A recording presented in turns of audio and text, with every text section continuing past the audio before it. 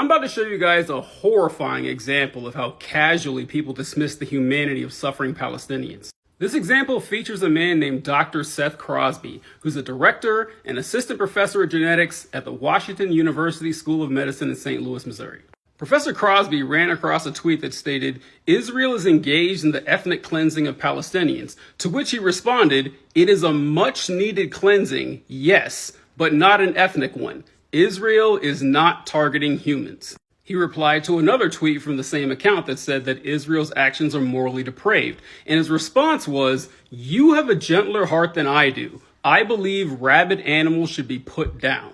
I don't think I have to tell you guys how destructive that kind of language is from anyone, let alone a professor of fucking genetics from one of the top 25 medical schools in the country. Like, if that doesn't send up red flags for you, what will? He posted an apology from his now deleted Twitter account for his clumsy words, stating that he meant Israel was just targeting Hamas, although the original tweet he responded to only mentioned Palestinians, not Hamas, and he didn't mention Hamas either. He also posted that his comments came from a place of extreme privilege in his safe corner of the world, and that he lost his job over this. So all you cancel culture folks can, donate him money like the credulous rubes you all are. But hey, let's give him full benefit of the doubt. Let's assume that he genuinely did not mean to refer to all Palestinians as animals and that he was only talking about Hamas. Well, here's the thing. Every member of Hamas, also a human being. Every soldier in the IDF, they're human beings too.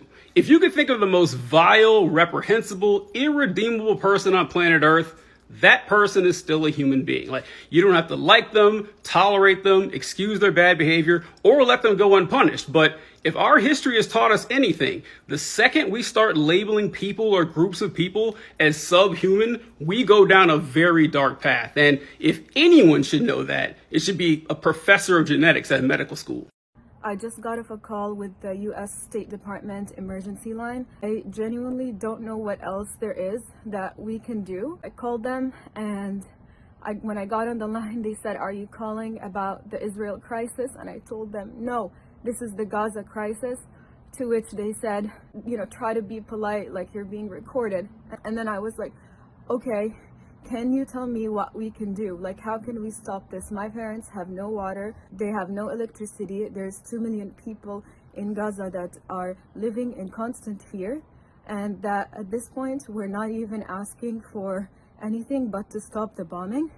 To which she started reading a script and she was mumbling. Clearly, she does not know what is going on. Like, she was searching for the instructions and I couldn't even make sense of the instructions. And I told her, "Okay, talk to me as a human. I'm not a robot, and my family is not a robot either. We're humans." At this point, people in Gaza are not even asking for a political solution. We're not even asking for aid or anything. We just want the bombing to stop. We lived under constant fear for so many days now. I'm paralyzed. I have not gone to work this whole time, and I know that my American coworkers are terrified for me, and they are terrified for my family and terrified for my people. I know that I and so many other Palestinians have gained the empathy of Americans, and Americans now know that this is not only a threat to Gazans or Palestinians, this is a threat to all of humanity, because if we can see genocide broadcast on live television and social media and no power in the world is intervening to stop it, and the wounded's blood is drying up because they cannot be treated, then what message does this send about the life that we have and the type of world that we live in? Honestly, everyone should be disgusted. So then she actually was listening to me for 4 minutes without interrupting me.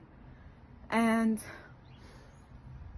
my sister said it doesn't mean that she's gonna advocate for you guys, even though I asked her to advocate, to tell Americans about this and to have them stop the bloodshed, because it sends such an awful message to the entire world and about what it means to live in this world.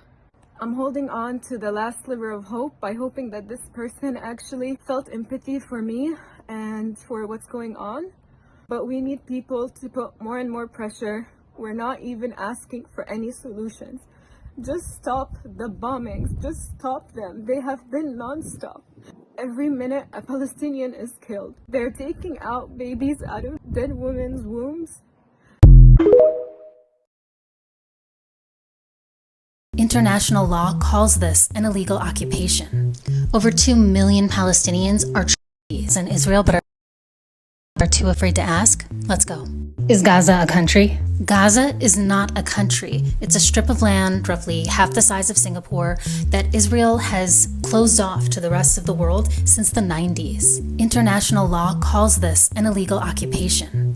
Over 2 million Palestinians are trapped here. Half of them are children, and Israel won't let them leave. So when the bombing starts, there's really nowhere for them to go. Israel also controls every aspect of life in Gaza: water, electricity, the internet.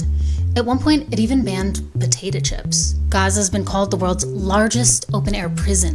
So what did 2.3 million people do to be forced into it?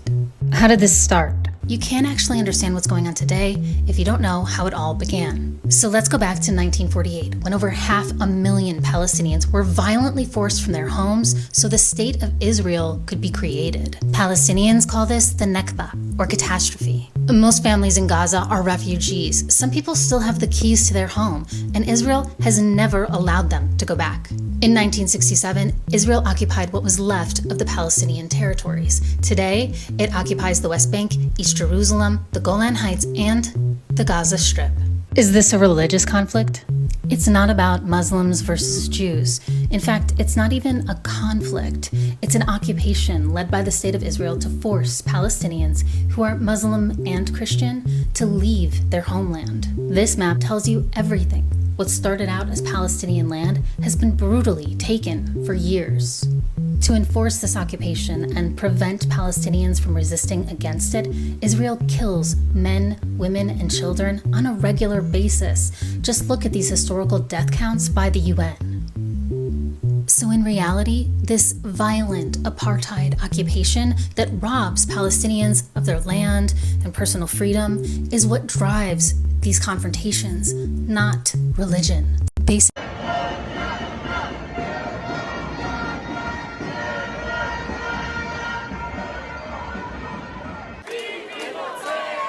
Bibi is a murderer. That's what the people behind me are chanting. Bibi is a murderer.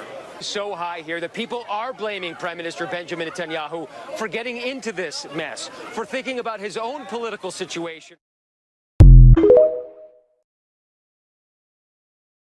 Where are you from? I'm from Israel. Are you a IDF soldier? Yes, I am. Didn't the IDF, they bombed Gaza and they Yeah, of course. and they killed hundreds of children? I don't know about it, okay? I just know that we bombed them because they bombed us, okay? And What about before that? Why did they bomb you guys? I don't know why, okay? Maybe something like a lot of years ago, but You don't know the information? Before Israel, 1948, it was Palestine. yeah. No, it's called Israel. No, it was called Palestine before 1948. Maybe it is. And it still is. Right now, it's occupied Palestine, yes. Yeah. I wish IDF more children, okay? And I wish the IDF will find you and kill you, okay? Why? Okay. No, I don't know. The motherfuckers, only Israel, no Palestine. And if you talk it like again, I will you in your okay? Motherfucker. Wait, does he kill innocent Palestinians? I kill every Palestinian see. So every Palestinian you see, you kill? Every Palestinian see, I just موطني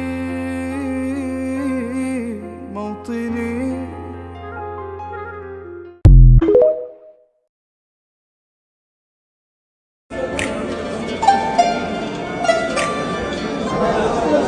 كيف حالك يا عمو؟ خايف؟ خايف؟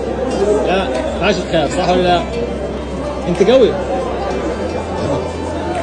باش كيف حالك؟ رجلك دام؟ عادي انت بس هذا اصلا عادي انت بتخاف من اليهود؟ بتخافش منهم؟ قوي ايش اسمك انت؟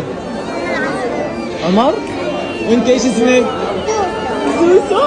لك احلى سوسو بالدنيا احلى عمر بالدنيا وين الشمس الحلوة والفوف